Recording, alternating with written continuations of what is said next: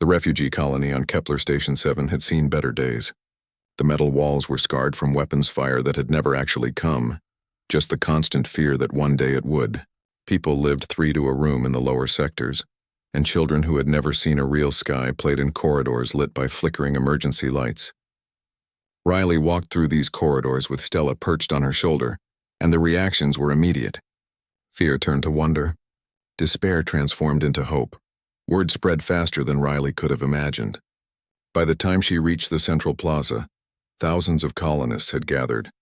They stood in silence, just watching. The dragon's scales caught the artificial light and threw it back in cascades of silver and starlight. Some of the older colonists dropped to their knees. Others reached out their hands, not quite daring to touch, as if the dragon might disappear if they did. Riley stepped forward to the communication platform. The crowd quieted, waiting. She could feel the weight of their expectations pressing against her chest.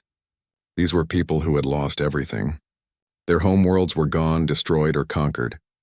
They had fled across space with nothing but the clothes on their backs and the knowledge that they were running out of time. "I have traveled to a world you thought was only myth," Riley began, her voice steady and calm. "I have met a people we believed were nothing but ancient legend, and I have brought back proof that we are not alone in the universe, and that there are those willing to help us survive." A woman near the front started to cry. Others began whispering to each other, their voices rising and falling like waves. Riley held up her hand, and gradually silence returned. "The elven dragon keepers have agreed to train us, not to give us dragons as weapons, but to teach us how to work alongside them, how to build partnerships based on trust and respect. 10 dragons have already been sent to other colonies. More will come. But this is only the beginning." What Riley did not say was that every night since arriving at the station, she had spent hours on the communication systems, talking to Lyran. The elf woman had become more than just a contact or an ally. They had begun to share pieces of their lives, their fears, their dreams for what this partnership could mean. Stella could sense the connection between them. The dragon would hum contentedly whenever Riley called Lyran on the secure channel, as if the dragon understood something profound about the bond forming between the two women from different worlds. The next morning, Riley was called to the station commander's office. Commander Marcus Webb stood at the window looking out at the vast expanse of space. He was older, his hair gray, his face lined with the weight of keeping thousands of refugees alive. "The council is asking questions," he said without turning around. "They want to know about the terms. They want to know what we're giving up in exchange for these dragons." Riley had prepared for this. "We're sharing technology, hyperspace navigation data, some of our agricultural techniques. Nothing that we cannot reproduce or do without." Webb turned to face her. "And they ask nothing in return except cooperation and respect?" "They ask for something more important," Riley said. "They ask for us to prove that humans can change, that we can work alongside other species without trying to dominate them or steal from them. They have been hurt before, Commander. Their records show encounters with human raiders centuries ago. We destroyed settlements. We tried to capture their dragon eggs." Webb's jaw tightened. That was a long time ago. To the elves, it might as well have been yesterday.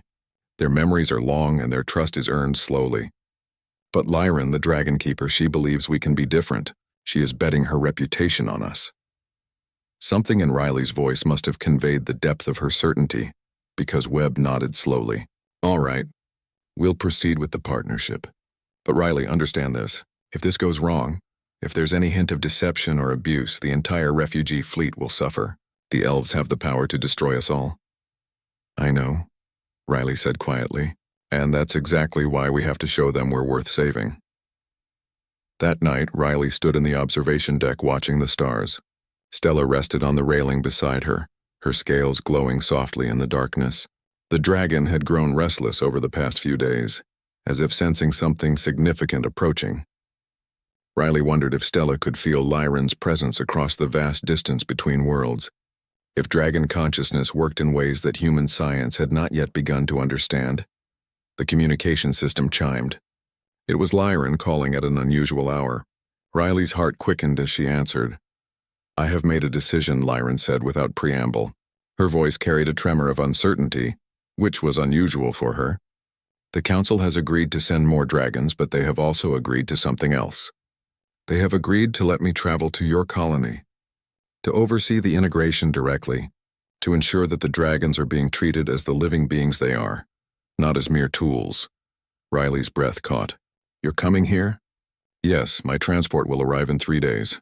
But Riley, I need you to understand something. This is not just a diplomatic mission for me.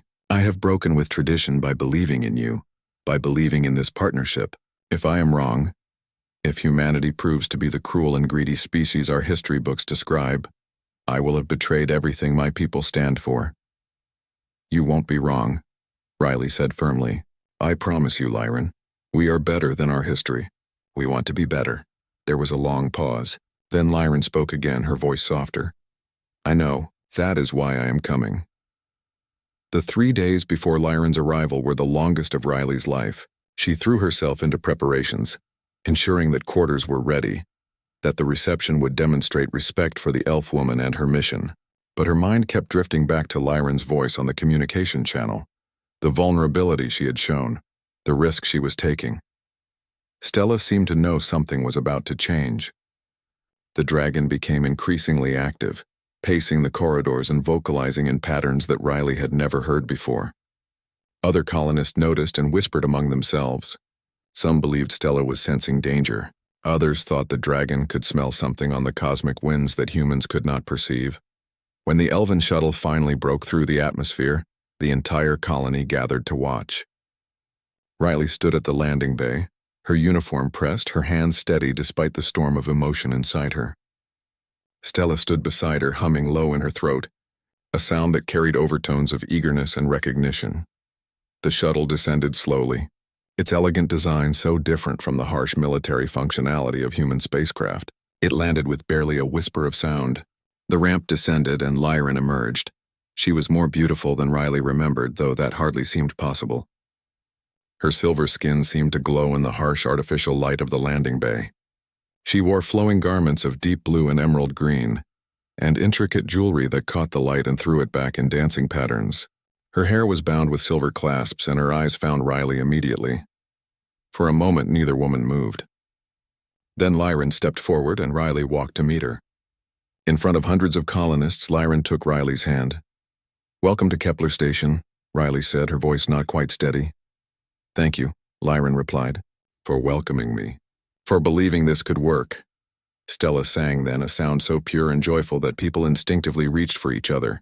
The dragon approached Lyran and rubbed her scaled head against the elf woman's chest. Lyran wrapped her arms around the dragon, and Riley could see tears on her silver skin. Hello, old friend, Lyran whispered. I missed you too. That night, Riley brought Lyran to the observation deck. The two women stood in silence, watching the stars wheel slowly overhead. Stella had chosen to sleep in Lyran's quarters, and neither woman had objected. Your people are kind, Lyran said finally. Curious. Some are afraid, but they are trying to overcome it. We have a lot to learn, Riley replied. And I think we have a good teacher. Lyran turned to face her. I did not come here just to oversee the dragons, Riley. You know that, do you not? Riley's mouth was suddenly dry. Why did you come? Because I needed to know if what I felt during our communications was real, or if it was just the excitement of a new alliance. Because I needed to see you in person, and understand if you are as remarkable as you seemed through the screens. Lyran paused. Because I am a fool who is risking everything on hope? Riley stepped closer. You're not a fool, and neither am I hope, because I feel the same way. When they kissed, it felt like the joining of two worlds, the sealing of a pact that went beyond politics or strategy or survival. It felt like something necessary and true and inevitable. Below them, the refugee colony continued its routines, unaware that at that precise moment the course of their future had shifted dramatically. Stella, sleeping in Lyran's quarters, opened one intelligent eye and seemed to smile. The training program began at dawn the next morning. Lyran moved through the corridors of Kepler Station with purpose, her elven grace making the industrial metal and plastic surroundings seem almost crude by comparison. She had brought with her 3 dragons in addition to the 10 already distributed to other colonies. 2 of them were young and playful, barely more than adolescents by dragon standards. The third was ancient, her scales bearing marks and scars accumulated over centuries of living. Riley watched from the observation platform as Lyran stood before a group of 30 volunteers. These were the humans selected to become the first official dragon riders of humanity. They ranged in age from 20 to 60, and they represented the desperate hope that things could change. A dragon is not a machine that you can reprogram, Lyran began, her voice carrying to every corner of the training grounds. A dragon is a living consciousness. She has preferences, she has moods, she has memory and emotion. Some days she will want to soar through storms. Other days she will prefer rest and quiet contemplation. Your task is not to force her to obey. Your task is to listen. An older man raised his hand. How do we listen to a creature that cannot speak our language? Lyran smiled. Dragons speak every language that exists. Their language is not words, but intent. They communicate through emotion, through thought patterns, through the subtle shifts in their body and the tones of their vocalizations. You must learn to listen with more than your ears. You must learn to listen with your entire being. What followed was not the military training that the colonists expected. There was no harsh discipline or aggressive conditioning. Instead, Lyran taught meditation and breathing techniques. She taught her students to sit quietly with the dragons, to simply exist in their presence without demands or expectations. She taught them to observe and to understand that patience was not weakness, but the deepest form of strength. Riley found herself spending more time with Lyran than with her official duties. The colony commander seemed to notice but said nothing. Marcus Webb was a practical man, and he could see that morale had improved dramatically with Lyran's presence. People who had been listless and defeated now moved with purpose. The partnership with the elves was becoming real, tangible, no longer just abstract hopes. One afternoon, Riley took Lyran away from the training grounds. She wanted to show her something. They walked through the lower sectors of the station, past the cramped quarters and the busy market areas where colonists tried to maintain some semblance of normal life. Lyran observed everything with intense curiosity, asking questions, listening to the stories of the people they encountered. An old woman recognized Riley and bowed slightly. Captain, bless you for bringing hope. My grandson dreams of riding the sky now instead of sitting in despair. Lyran touched the old woman's shoulder gently. Your grandson will ride the sky, but more importantly, he will learn that there are wonders in the universe beyond fear and survival. This is what we are building together. Later, when they were alone in Riley's private quarters, Lyran stood at the window and looked out at the vast emptiness of space. There is something happening here that is larger than dragons or politics, Lyran said softly. In this place among your people, I am beginning to understand what the prophecies spoke of. What prophecies? Riley asked, moving to stand beside her. My people have records that span millennia. Some of them speak of a time when the barriers between worlds would fall, when two species who should be enemies would instead become partners, when out of darkness would come light. Lyran turned to face Riley. I did not believe in prophecies. I thought them were stories meant to comfort, not truths meant to guide. But I am beginning to change my mind. Riley reached for her hand. What if we fail? What if this partnership falls apart? Then we will have tried, Lyran said. And in trying, we will have proven that such a thing was possible. Even if it does not last forever, the attempt itself matters. The choice to believe in something better, to risk everything for it. That is what defines a species as great. Word came 3 days later that one of the dragons in another colony had rejected its human partner. The dragon had become aggressive, dangerous. There was talk of containing it, possibly even executing it.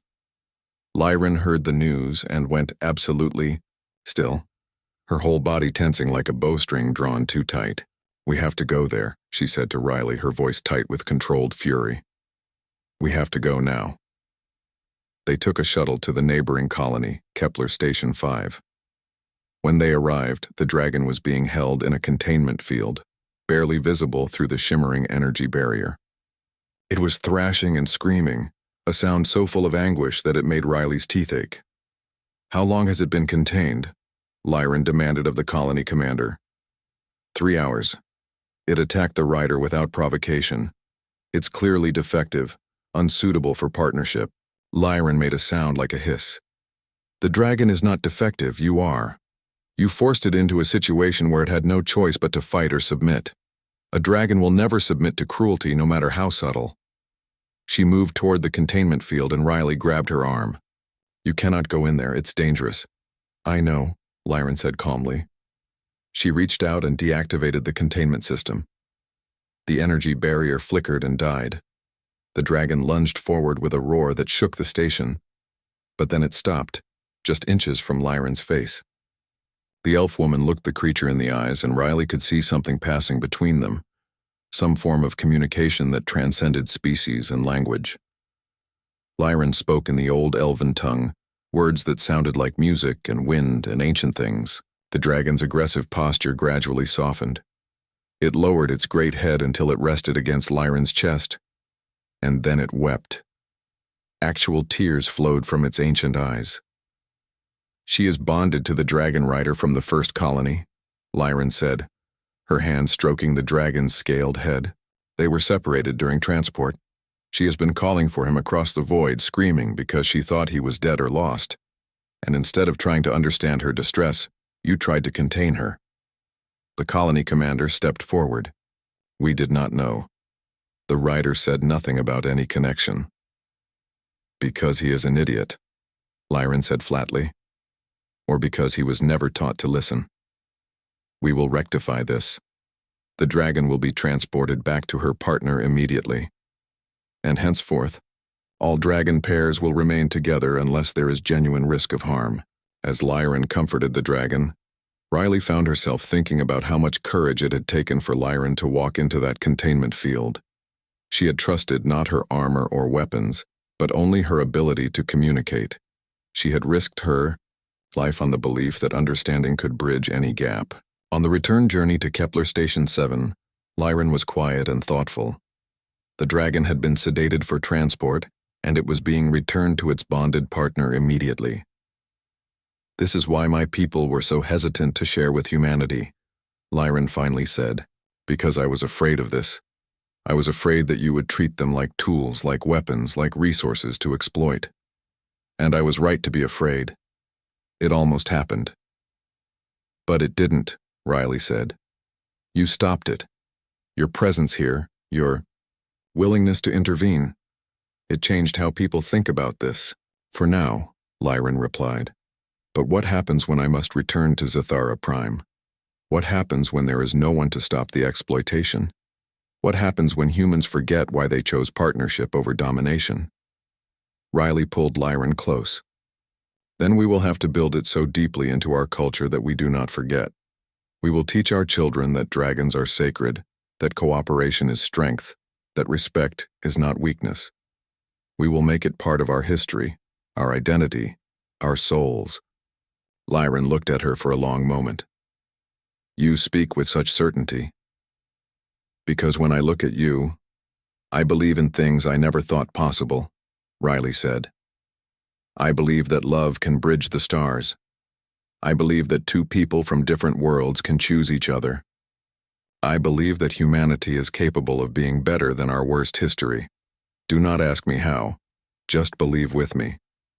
The dragon stirred slightly in its sedation and then seemed to settle, as if responding to the emotion in Riley's voice. Stella, who had accompanied them on the journey, sang softly from the shuttle's observation window, a sound of affirmation and hope. When they returned to Kepler Station 7, news had already spread about what happened at the neighboring colony. The colonists who saw Lyran walking through the corridors treated her with new reverence. She was not just a diplomat or a teacher. She was a protector of the dragons, a guardian against human cruelty and ignorance. That night, Riley stood with Lyran on the observation deck once more. The stars wheeled overhead in their eternal dance. Somewhere out there, the bonded dragon and her partner were being reunited. Somewhere, other colonies were learning what true partnership meant. I'm going to ask my council to establish a permanent embassy here, Lyran said. An official diplomatic presence. No longer will this be temporary or experimental. This alliance will be written into law and honor. Riley's breath caught. You mean you are staying? I mean that I am committing myself and my people are committing themselves to this future. With you. With all of this. Lyran turned to face her. If you will have us. 6 months passed and the transformation of the refugee colonies was remarkable. The first generation of human dragon riders had successfully completed their training. They flew alongside their partners, and the sight of human and dragon working in harmony had become normal, expected, almost mundane. Almost. There was always something extraordinary in watching a human soar on dragonback through the cosmic void, a sight that defied everything that both species had believed about each other. Lyran had established the embassy as promised. It was a section of Kepler Station redesigned to accommodate elven physiology and architectural preferences. Crystal spires grew from the metal structure, and bioluminescent plants filled gardens where elves and humans worked side by side. The sight of it had initially disturbed some of the more conservative colonists, but even they had come to appreciate the beauty of what was emerging. However, not everyone was celebrating the partnership. There were groups within the human colonies who saw the elves as a threat, who believed that true humanity meant remaining independent and isolated. These resistors grew more vocal as time went on, spreading propaganda about how the dragons were making humans soft, how reliance on elves would eventually lead to human extinction or enslavement. Riley first heard about the resistance movement through intelligence, reports from Marcus Webb. A faction calling themselves the Human Preservation Society had been meeting in the lower levels of several colonies, recruiting members and spreading dissent. They were not violent, not yet, but the rhetoric was becoming increasingly inflammatory. We cannot suppress them, Webb told Riley during a private briefing. If we try to silence them, we just prove their point about tyranny and control. But we need to monitor them, and we need to counter their message where we can. Riley brought the problem to Lyran that evening. They sat in Lyran's quarters surrounded by reminders of the elven world.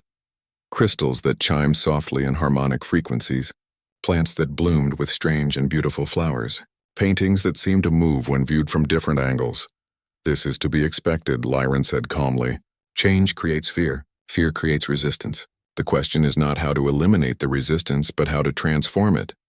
How do we transform people who believe that working with you is the same as betraying humanity? Riley asked, frustration evident in her voice. We show them that working with us is the highest expression of humanity. Lyran replied, we show them that humans are capable of growth, of learning, of creating beauty instead of just surviving. We show them that the strongest humans are not those who dominate others, but those who can collaborate with others as equals. The opportunity to demonstrate this came sooner than expected. One of the primary resistance figures, a man named Marcus Tucker, asked to meet with Riley directly. He was a former military officer, respected by many colonists, and his participation in the resistance had given it legitimacy in the eyes of some. They met in a neutral location, a cafe in the central plaza of the colony. Tucker was tall and lean, with the bearing of someone accustomed to command. He regarded Riley with undisguised hostility. I want to understand, he said without preamble, how you justify betraying your own species. Riley did not rise to the bait. Instead, she answered calmly, I did not betray humanity. I saved it. Our colonies were dying, Tucker. People were starving. Our technology was failing. We faced extinction. The elves offered us knowledge and partnership. That is not betrayal. That is survival and growth. At what cost? Tucker leaned forward. How long before the elves decide they have given us enough, that we have become too dependent on them? How long before they use their dragons and magic to dominate us instead of cooperate with us? That is always possible, Riley admitted. But it is also possible that we build something so strong together that neither of us would ever want to break it. That we become something greater than we ever could have been alone. Is that not worth the risk? Tucker stood up and began to pace. You are a romantic, Riley. You believe in fairy tales. But I believe in human strength and human independence. We should be building our own dragon technology, our own power base, not begging for scraps from alien elves. Then come, Riley said suddenly. Come meet Lyran, come see the dragons. Come train with them. If after that you still believe we made the wrong choice, I will accept your dissent with respect. But judge us based on truth, not on fear.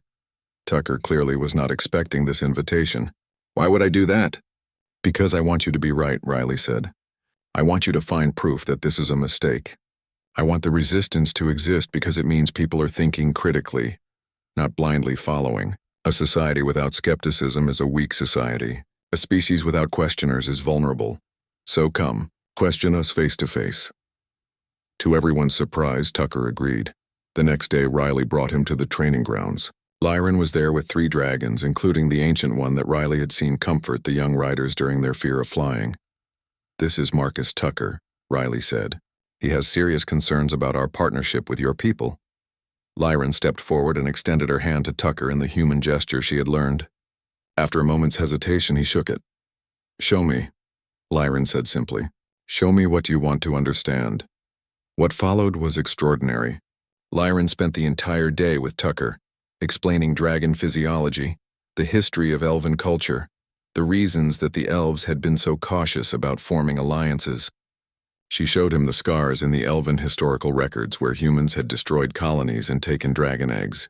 She did not hide the ugly truth. Instead, she faced it directly. Your people did terrible things to mine, she told Tucker.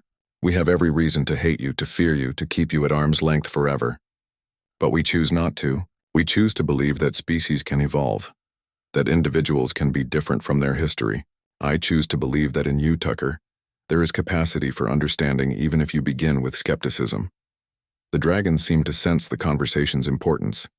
They moved around Tucker, allowing him to touch their scales, to feel the warmth radiating from their bodies. The ancient dragon, the one called Lyrisanda, pressed her head gently against Tucker's chest. She senses your conflict, Lyran said. You are not truly against us. You are afraid? I am, Tucker admitted. I am afraid of extinction. I am afraid of dependence. I am afraid that my species will lose what makes us human. What makes you human, Lyran asked gently, is not your ability to dominate or to survive alone. What makes you human is your capacity to love, to create, to form bonds with others. What makes you human is this. She gestured to the plaza around them, where elves and humans worked together, where children of both species played together, where dragons and humans soared through the skies. By the time the day ended, Tucker was not convinced of everything. But his certainty had been shaken. He agreed to attend open forums where both supporters and skeptics of the Human-Elf Alliance could speak. Lyran appeared at some of these forums, answering questions, addressing concerns, never dismissing the fears that people expressed. Not everyone was swayed. Some members of the Human Preservation Society became more radical, more angry. They began planning something larger, something that would force the colonists to choose between loyalty to humanity or loyalty to the elves. But Riley and Lyran were prepared for this. They had known that resistance would grow. What they had not anticipated was that the catalyst for change would come from an unexpected source. A child was born, half human and half elf. A girl with silver skin and rounded human ears, born to a human mother who had fallen in love with an elven researcher. The birth was not celebrated by everyone. Some saw it as an abomination, as proof that the alliance was going too far. Others saw it as a miracle, the physical manifestation of 2 species becoming one. Riley was present when Lyran first met the child. The baby was sleeping, her tiny fist wrapped around Lyran's extended finger. The elf woman's expression was transcendent, filled with wonder and hope and something that looked like vindication. She is the future, Lyran whispered. Not my future or your future, Riley, but our future. All of us together. Riley felt tears on her cheeks. She had not realized she was crying until Stella came and rubbed her scaled head against Riley's shoulder, adding her own form of comfort. The Human Preservation Society announced their response to the birth. They would conduct a referendum, a vote on whether the human colonies should continue the alliance with the elves or whether they should break away and attempt independence once more. They demanded that this be done democratically, with every adult colonist having a voice. Riley and Lyran did not oppose the referendum. Instead, they made a decision to participate openly in the democratic process. Lyran agreed to speak to all the colonies, to make her case for continued partnership. Riley spoke as well about what she had learned, what she had seen, how the alliance had saved not just their lives but their souls. On the day of the vote, the colonists gathered. Over 90% participated, an unprecedented turnout. The question was simple. Continue the alliance with the Elven Dominion and accept permanent settlement of elves in human colonies, or declare independence and attempt to rebuild human civilization alone. A year passed and then another. The human and elven colonies had become true shared communities. The initial fears had faded for most, replaced by the ordinary rhythm of daily life. People worked together, lived together, and sometimes loved each other across the boundary of species. The dragons had become more than diplomatic symbols. They were rescue workers, explorers, teachers, and companions. Riley had been promoted to admiral, her official title now reflecting her role in coordinating the growing fleet of human ships and the dragon wings that accompanied them. But her most important role was still as the bridge between two worlds. She spent half her time in human colonies and half her time on Zithara Prime, maintaining the relationships that had become the foundation of everything. Lyran had become more human in her mannerisms, while still retaining her essential elvishness.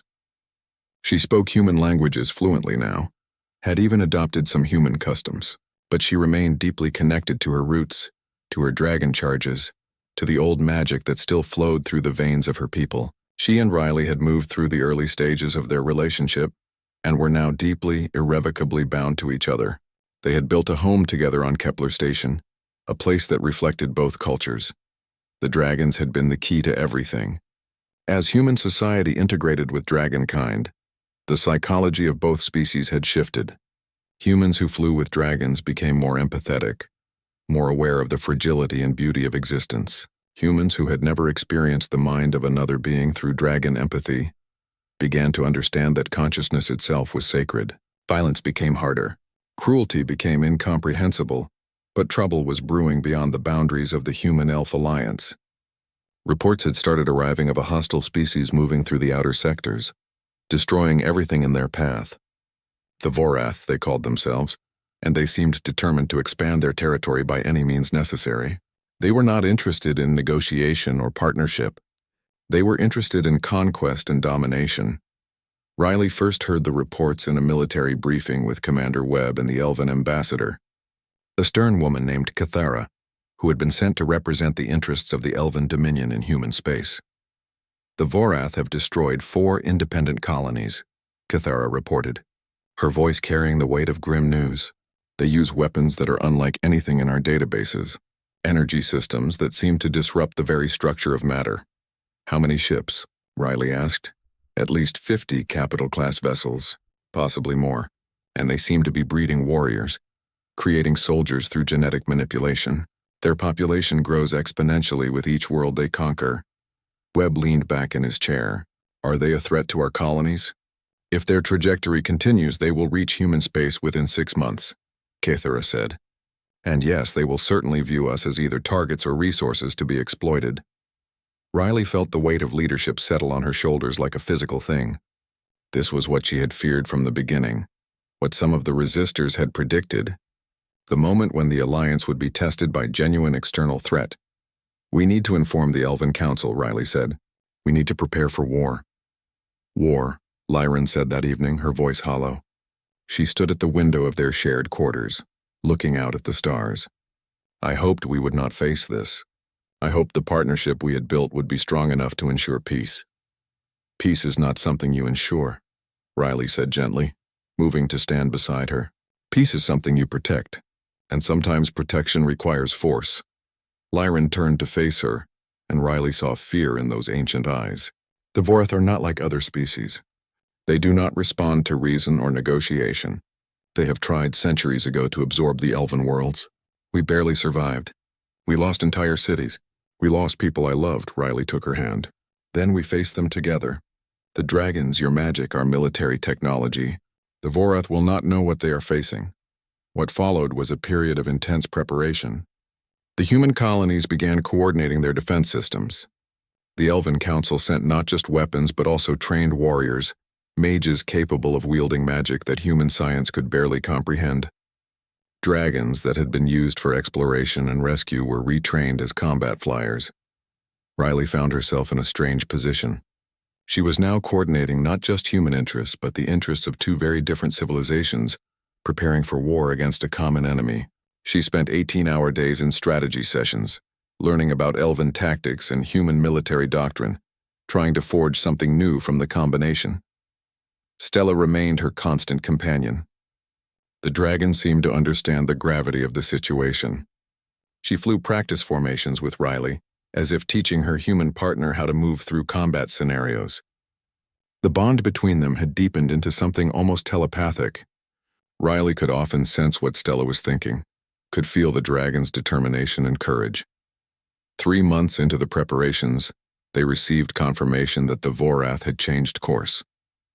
They were indeed heading toward human and elven space.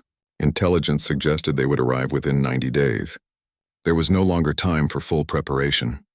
They had to be ready with what they had. The first encounter came sooner than expected. A Vorath scout ship entered the outer boundary of human space and immediately attacked a mining colony. Riley was informed while she was in a meeting with Lyran and the commanding officers of the combined fleet. "They are murdering everyone," the colonist reported over the communication system, his voice high with panic. "They are taking the survivors captive. We need help. We need help now." Riley made the decision immediately.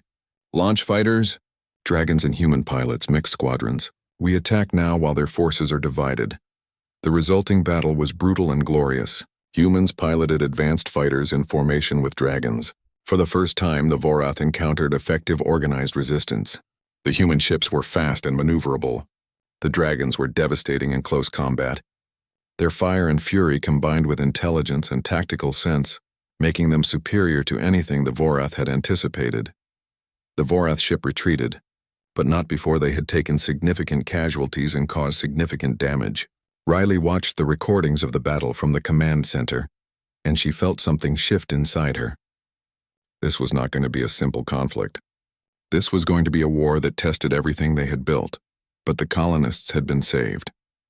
The survivors had been recovered, and the message was clear. The Human-Elf Alliance was not a weak partnership of merchants and dreamers. It was a military force capable of defending itself. Word of the victory spread quickly through the colonies.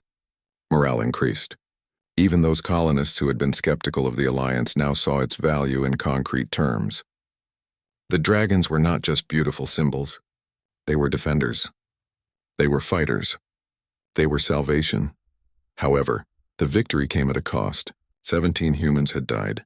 3 dragons had been killed. The elven warriors had suffered as well. War, it seemed, did not care about noble intentions or beautiful partnerships. Riley attended the funeral services for both the humans and the dragons. She watched as human and elven families grieved together. She saw children of both species comforting each other. She watched as the dragons sang a mournful song for their fallen siblings, a sound so pure and heartbreaking that even the human soldiers wept. That night, she and Lyran did not speak much. They simply held each other, taking comfort in the fact that they were still alive, that their connection had survived the first true test of war. But Riley knew this was just the beginning. The Vorath would return, and the next time they would bring their full force. Lyran received messages from Zathara Prime. The Elven Council was mobilizing. They would send more dragons, more warriors, more support, but they were also scared. The Vorath had nearly destroyed them before. The prospect of facing that enemy again, even with human allies, terrified them. Riley made a decision. She would travel to Zathara Prime herself, to meet with the Elven Council, to ensure that the alliance remained strong even under the pressure of war. She would show them that humans were committed to this partnership, not just in times of peace but in times of struggle as well. "I will come with you," Lyran said when Riley told her of the plan. "No," Riley replied gently. "You are needed here. The human soldiers trust you. The mixed squadrons listen to you. I need you to continue training to prepare for what comes next." Lyran wanted to argue, but she understood the logic. She kissed Riley goodbye before the shuttle launched, and Riley carried the taste of that kiss all the way to the elven world. When Riley landed on Zathara Prime, she found the crystalline towers glowing with preparations for war. The Elven Council had convened to hear what the human admiral would say. Riley stood before them, representing not just humanity but something larger, the hope that different species could build something strong enough to survive even the darkest threats. "I came here to tell you that humans will fight beside you," Riley began. "We will not abandon this alliance when things become difficult. We have bled together. We have lost together, We will win together, or we will fall together. That is the truth of partnership. The final confrontation with the Vorath came on a day that historians would later call the Turning, the moment when the fate of 3 species hung in the balance. The Vorath fleet emerged from hyperspace with devastating force, 103 capital-class vessels, each bristling with weapons designed to obliterate everything in their path. Behind the fleet came the breeding ships, massive constructs filled with millions of genetically engineered soldiers waiting for the signal to be deployed. Riley stood in the command center of the flagship, watching the displays as the Vorath armada moved toward the combined human and elven position. She had coordinated the defense with precision. The largest human ships were positioned in the central formation, their shields reinforced and weapons charged. The elven vessels, fewer in number but vastly more advanced, held the flanks, and above it all, like a flock of vengeful angels, flew the dragons. Stella was out there, Riley knew, with a full wing of combat dragons. Lyran had insisted on flying as well, refusing to command from safety when her people were in danger. Riley had argued against it. Lyran had smiled sadly and kissed her. "I must be where I am most needed," Lyran had said, "and I am most needed in the sky with my dragons." This is what the prophecy spoke of, Riley. Not the end, but the turning, the moment when we decide what we are. The first volley from the Vorath ships came like fire from the heavens. Human shields flared and held. Elven countermeasures deflected energy weapons with elegant precision. The first human ship took critical damage, but its crew had been trained to expect this. They maintained formation while rescue vessels moved to collect escape pods. Riley issued the orders that would set events in motion. All wings engage the enemy. Execute formation Delta. Dragons, you are cleared for combat protocols. Retaliate with authority. What happened next would be replayed in history classes for centuries to come. The dragons did not merely attack. They transformed the nature of space warfare itself. They had brought with them the ancient magic of the elves, spells of protection and spells of devastating offense. A single dragon, combined with elven mages aboard human vessels, could generate shields powerful enough to protect entire squadrons. But more than that, the dragons learned and adapted in real time. When the Vorath adjusted their tactics, the dragons adjusted as well. They communicated with each other through frequencies that human technology could barely register. They fought not as individual units, but as a unified consciousness, a swarm intelligence driven by courage and determination. Stella found her way to the primary Vorath command ship. Riley watched the display as the dragon engaged the vessel's defensive systems. Stella was smaller than the Vorath's combat flyers, but she was more intelligent, more adaptable. She weaved through their fire patterns as if reading them moments before they occurred. Then something unexpected happened. Stella deliberately took a direct hit from the Vorath ship's main weapon. Riley's heart nearly stopped, but the dragon had calculated precisely. The impact was absorbed and channeled through her scales in a way that dissipated the energy rather than concentrating it. And in the moment of distraction that followed, the dragon's flames, infused with ancient elven magic, tore through the command ship's reactor core. The Vorath vessel exploded in a cascade of light and radiation. Stella sang in triumph, and the sound of that song echoed through every communication channel, a rallying cry for every human and elf still fighting. The tide of the battle began to shift. The Vorath had expected to face military resistance. They had not expected to face an enemy that fought with such unity, such intelligence, such unwillingness to be conquered or broken. They began to retreat, gradually at first, then in a full rout as more and more of their ships were disabled or destroyed. But as they retreated, they sent a signal to their breeding ships. The signal that meant activate, release. The ships opened their cargo holds and millions of Vorath soldiers were released toward the human and elven positions. "Brace for assault," Riley commanded. But she knew that shields and weapons alone would not be enough. They needed something more. It was Lyran who provided it. Flying at the head of the elder dragons, she began to sing. The song was in the ancient elven language, words of power and magic accumulated over thousands of years, and as she sang, the dragons began to glow with inner light. The light spread across the sky like dawn breaking in the middle of a nightmare. Where the light touched the Vorath soldiers, they stopped moving. Not because they were dead, but because they were freed. The genetic conditioning that made them slaves to the Vorath imperative broke like chains. They fell through space, No longer driven by the compulsion to destroy, but also no longer driven by the compulsion to survive. It was not a clean victory. It was complicated and tragic and beautiful in ways that defied simple description. The Vorath breeding ships, suddenly without their soldier population, became nothing more than empty shells. They were captured intact, a gift to science and biology that would take years to fully understand. The Vorath fleet, broken and demoralized, made the decision to retreat into deep space. Their empire had been built on the assumption that they were the superior predators. Encountering an enemy that could not be broken by superior force had shattered their fundamental worldview. When it was over, Riley permitted herself exactly 30 seconds of relief before moving to damage control operations. Ships needed rescue. The wounded needed medical attention. The dead needed to be honored. There was work to be done. She did not see Lyran until the next day. The elf woman appeared in the medical bay where Riley was checking on wounded colonists. She moved slowly with bandages visible beneath her clothing. Stella was with her, also showing signs of injury, but very much alive and proud. Riley and Lyran did not embrace immediately. They simply looked at each other, acknowledging the fact that they had both survived, that they had both been tested and found themselves equal to the challenge. "The casualties are heavy," Riley said. 5,000 human soldiers, 2,000 elven warriors. The dragons lost 47. Lyran closed her eyes. Each one will be mourned. Each one will be remembered. Their sacrifice ensured that billions of others could continue to exist. "Do you think the Vorath will return?" Riley asked. "No," Lyran said. "They have learned what we wanted them to learn. That the price of domination is too high.